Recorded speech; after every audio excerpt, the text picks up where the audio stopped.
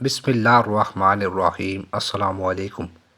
اکبر بادشاہ کی ایک بہن تھی جن کو بی چھکو کہتے تھے۔ یہ اکبر بادشاہ سے بہت بڑی تھی اور انہوں نے اکبر بادشاہ کو گود میں کھلایا تھا، اس لیے بادشاہ بھی ان کا ادب کرتے تھے اور تمام شہزادے اور شہزادیاں بھی ان کو بڑا مانتے تھے۔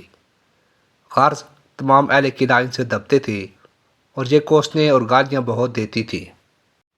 ایک مرتبہ چند شہزادوں اور ان کے ہم خیال لوگوں نے مشورہ کیا کہ ایک دن برے مجمع میں بی چھکو سے مولانا شاہ اسماعیل رحمۃ اللہ کو گالیاں دلوانی چاہیے، اور اس کے لیے تدبیر یہ کی گئی کہ ان شہزادوں نے ایک دعوتی جلسہ تجویز کیا جس میں بی چھکو کو بھی مدعو کیا اور مولانا شاہ اسماعیل رحمۃ اللہ کو بھی، اور جو شہزادے اور لوگ اپنے ہم مذاق تھے ان کی بھی دعوت کی گئی، اور جو شہزادے اور لوگ ان کے ہم مذاق نہ تھے ان کو مدعو نہیں کیا گیا۔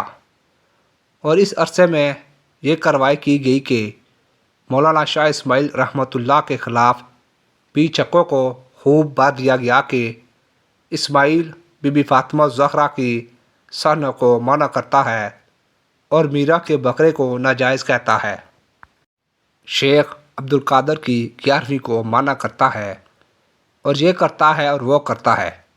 جب خوب اچھی طرح بی چھکو کے کان بھر دیے تو جلسہ منعقد کیا گیا۔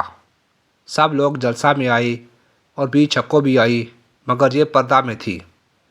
اتفاق سے شاہ اسماعیل صاحب کو ذرا دیر ہو گئی۔ اس پر ان شرارتی لوگوں کو موقع ملا اور انہوں نے بی چھکو سے کہا کہ دیکھیے یہ شخص کتنا مغرور ہے کہ اب تک نہیں آیا۔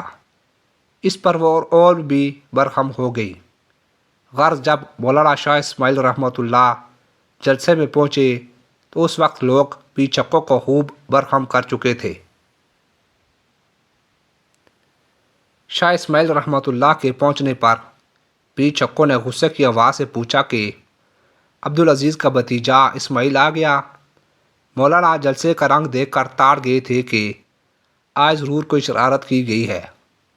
آپ نے اس کا تو کچھ جواب نہیں دیا اور فرمایا، آہا، یہ آواز تو چھکو اماں کی معلوم ہوتی ہے۔